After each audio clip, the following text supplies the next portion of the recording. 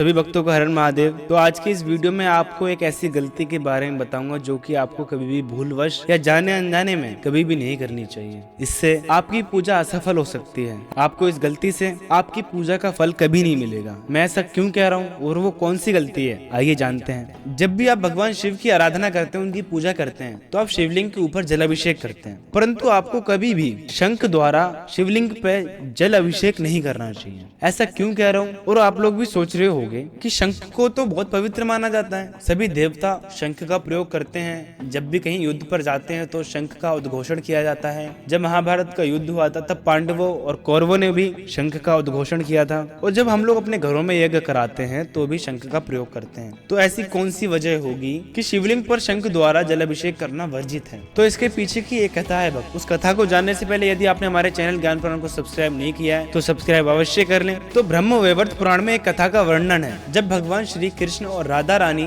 गोलोक में रहती थी तो एक बार क्या हुआ कि राधा रानी की अनुपस्थिति में भगवान श्री कृष्ण अपनी दूसरी पत्नी, आप लोग सोच रहे होंगे कि दूसरी पत्नी, तो मैं आपको बता देना चाहता हूँ कि भगवान श्री कृष्ण की 16,108 पत्नियां थीं। उनमें से उनकी एक पत्नी थी विरजा। तो भगवान श्री कृष्ण राधा रानी की अनुपस्थिति में विरजा के साथ बाहर घूमने चले गए और वहीं पर राधा रानी आ पहुंची। और यह बात आप लोग अच्छे से जानते हैं कि एक स्त्री को दूसरी स्त्री से कितनी ईर्ष्या होती है। तो राधा रानी ने विरजा को खरी कोठी सुनाई और वहीं पर भगवान श्री कृष्ण के सेवक और मित्र सुदामा भी थे। तो उन्होंने ये सब देखा तो उन्होंने राधा रानी से इस बारे में क्रोध पूर्वक बात करी, जो कि राधा रानी को बिल्कुल भी अच्छी नहीं लगी। और राधा रानी ने आवेश में आकर सुदामा को श्राप दे दिया कि तुम भूलोक पर दैत्य योनि में जन्मोगे और तुम्हारा नाम शंखचूड़ होगा। तो भक्तों ऐसा ही हुआ, शंखचूड़ का दैत्य योनि में जन्म हुआ। और जो शंखचूड़ थे यानी कि जो सुदामा थे वह गोलोक में तुलसी से प्रेम करते थे। तो शंखचूड़ ने भूलोक पर आकर के पृथ्वी पर आकर के तपस्या करी और तुलसी को प्राप्त किया। और शंखचूड़ के पास एक हरि का मंत्र और कवच भी थे जो कि उनकी सदैव रक्षा करते थे। तुलसी से विवाह के उपरांत वह ऐश्वर्य पूर्वक रहने लगे।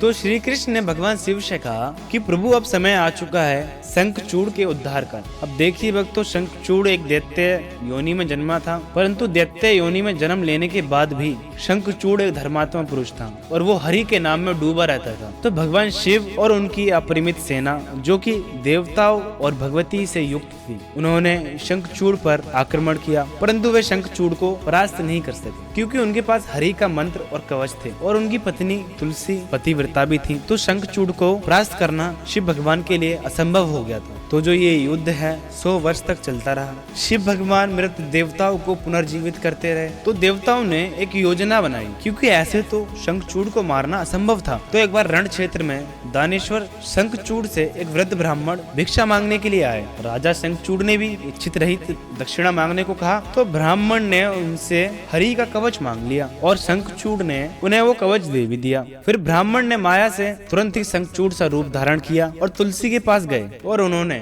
माया पूर्वक तुलसी में वीर्यदान किया और तत्काल भगवान शिव ने हरि के द्वारा दिए गए शूल से शंखचूड़ को मार दिया। तो जो दानेश्वर थे वो तो रथ सहित भस्म हो गया, क्योंकि ना उनके पास हरि के द्वारा दिया गया कवच बचा और ना उनकी पत्नी पतिव्रता रही, क्योंकि ब्राह्मण ने शंखचूड़ का रूप धरकर माया पूर्वक उनकी पत्नी को अपवित्र कर दिया था। तो जो शंखचूड़ थे जो कि सुदामा थे वो श्राप से मुक्त हुए और गोलोक जाकर के राधा किशोरी और श्री कृष्ण को प्रणाम किया। और जो शूल था जिससे कि भगवान शिव ने शंखचूड़ को मारा था वो भी शीघ्रता पूर्वक श्री कृष्ण के पास पहुंच गया। तो जो शंखचूड़ की अस्थियां बच गई थी उनसे शंख जाति का निर्माण हुआ। तो इसीलिए शंख के द्वारा भगवान शिव के ऊपर जलाभिषेक नहीं किया जाता, क्योंकि भगवान शिव ने ही शंखचूड़ का वध किया था और शंखचूड़ की अस्थियों से ही शंख का निर्माण हुआ था। तो यही कारण है कि भगवान शिव के ऊपर शंख के द्वारा जलाभिषेक नहीं किया जाता। तो मैं आशा करता हूँ कि शंख के द्वारा शिवलिंग के ऊपर अभिषेक क्यों नहीं करना चाहिए, यह आपको अच्छे से ज्ञात हो गया होगा। तो ऐसी ही और रोचक कथाओं के लिए हमारे चैनल ज्ञान पुराण को अवश्य सब्सक्राइब करें और इस वीडियो को ज्यादा से ज्यादा लोगों तक पहुंचाएं ताकि वह भी ये गलती ना करें।